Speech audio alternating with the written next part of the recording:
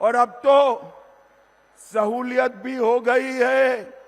एक गोपाल जी कब का पीछे पड़ा था, इनके आग्रह से मोदी जी ने यहां दरभंगा एयरपोर्ट भी बना दिया है। दरभंगा एयरपोर्ट भी। भाइयों बहनों, ये मधुबनी पेंटिंग हमारा सालों से हमारे घर की दीवारों पर हम सम्मान के साथ रखते थे।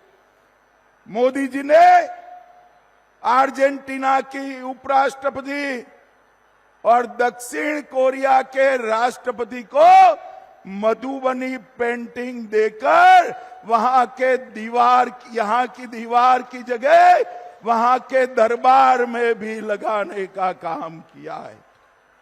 भाइयों बहनों, अभी अभी बिहार का दूसरा आईटी पार्क यहां बना और यहां पर सीता माता का मंदिर भी बन रहा है। भाइयों बहनों, आप सभी बताओ मुझे जरा, ये कश्मीर जो है हमारा है या नहीं है? क्यों भाई, आवाज को क्या हो गया?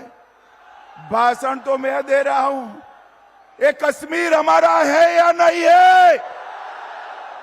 धारा 370 जानी चाहिए थी या नहीं जानी चाहिए थी? भाइयों बहनों, एक कांग्रेस पार्टी है लालू एंड कंपनी धारा 370 को 70 साल से बचाकर बैठी थी। मोदी जी ने धारा 370 को 5 अगस्त 2019 को हमेशा के लिए समाप्त कर दिया। और भाइयों बहनों, इतना ही नहीं, एक जमाना था जब आतंकवादी भारत की भूमि को लहूलुहान कर कर चले जाते थे, कोई जवाब नहीं मिलता। उरी में हमला किया, पुलवामा में किया, पहलगांव में किया, एक बार सर्जिकल स्ट्राइक की, दूसरी बार एयर स्ट्राइक की और तीसरी बार ऑपरेशन सिंदूर कर कर पाकिस्तान के घर में घुस कर सका। मोदी जी ने इस देश से आतंकवाद को मुंह तोड़ जवाब देने की परंपरा खड़ी की है। यहां फुलवारी शरीफ में भी पीएफआई वाले पहुंच गए थे। कांग्रेस की सरकारों के समय में पीएफआई बना, कोई बैन नहीं लगाता था। मोदी जी ने एक ही रात में पीएफआई पर बैन लगाकर 100 से अधिक स्थानों पर रेड कर कर पीएफआई की पूरी जमात को जेल की सलाखों के पीछे पहुंचा दिया। भाइयों बहनों, अगर आपने गलती की और ये लालू एंड कंपनी की सरकार लाए तो पीएफआई वालों को जेल में रखेंगे क्या वो? अरे जोर से तो बोलो, रखेंगे? रखेंगे क्या?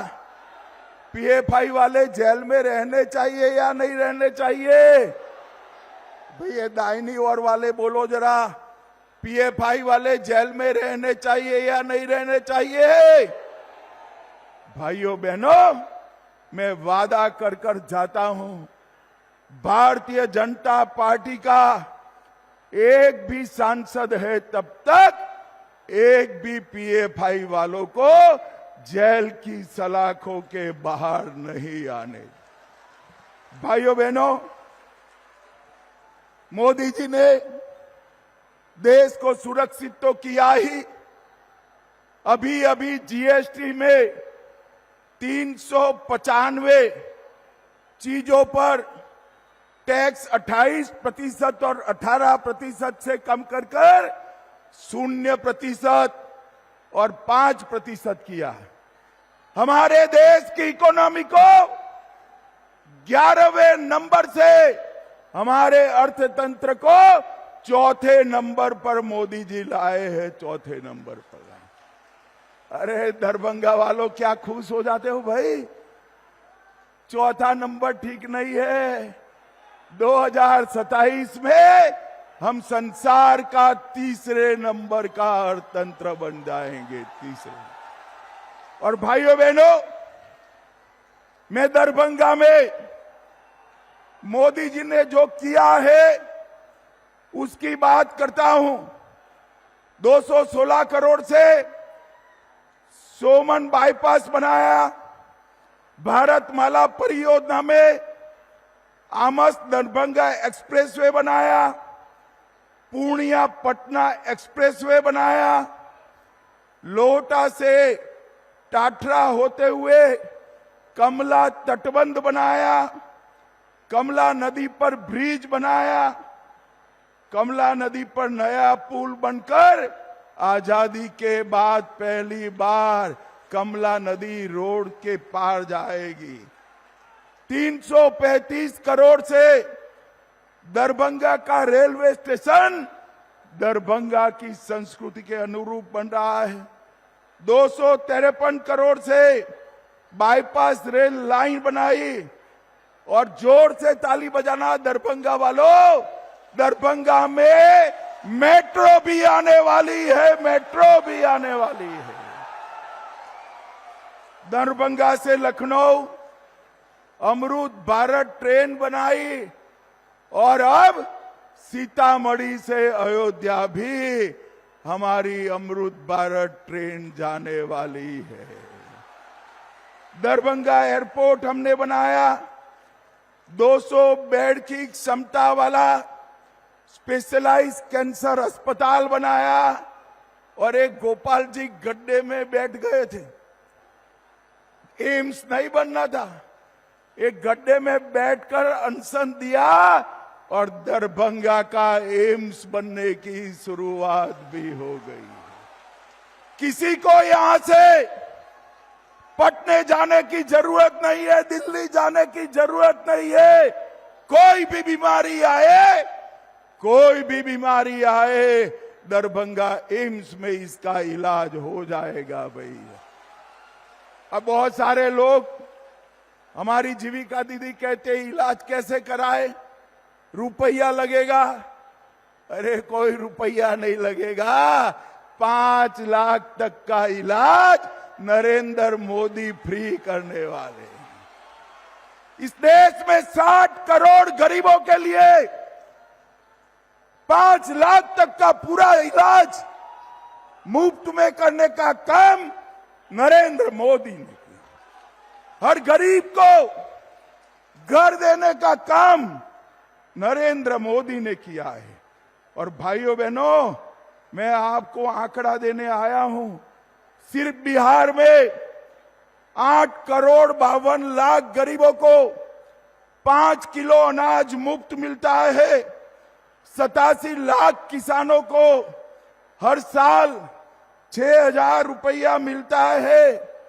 बिहार में 44 लाख घर बन चुके और 30 लाख मोदी जी ने अप्रूव कर दिए हैं। 1 करोड़ 17 लाख माताओं को गैस का कनेक्शन दिया। आयुष्मान भारत योजना 3 करोड़ 53 लाख लोगों को 5 लाख तक का इलाज मुफ्त किया। जल जीवन मिशन से 1 करोड़ 60 लाख घरों में पीने का पानी पीचा। और जोर से ताली बजाना भाई, मखाना बोर्ड की स्थापना भी नरेंद्र मोदी ने कर दी।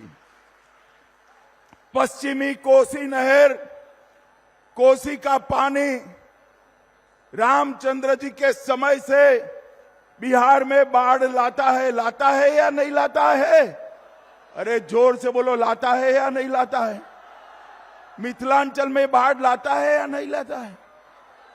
अब पश्चिमी कोसी नहर बनाकर मिथिलांचल की 50 लाख हेक्टेयर भूमि को सिंचित करेंगे और मिथिलांचल को बाढ़ मुक्त बनाएंगे। भाइयों बहनों, अभी अभी हमारे नीतीश कुमार जी ने 1 1,25,00,000 जीविका दीदी के अकाउंट में 10,000 रुपया डालने का काम किया है। और ये 10,000 तो शुरुआत है। ये 10,000 के आधार पर आगामी 4 साल में हर जीविका दीदी को 2 लाख तक का लोन दिया जाएगा। 2 लाख तक का। सभी बिहारियों के घर से 125 यूनिट बिजली हमने फ्री कर दी है। विधवा पेंशन 400 से बढ़ाकर 1100 किया है। बुजुर्गों का पेंशन 400 से बढ़ाकर 1100 किया है। आशा बहनों का 1,000 से बढ़ाकर 3,000 किया है। और जल्दी 30,000 आशा कार्यकर्ताओं की अपॉइंटमेंट भी होने वाली है। भाइयों बहनों, इतने सारे युवा बैठे हैं ना युवा, जरा जोर से भारत माता की जय का जयकारा लगाओ जरा। भाई, राजनीति में युवाओं को मौका मिलना चाहिए या नहीं मिलना चाहिए?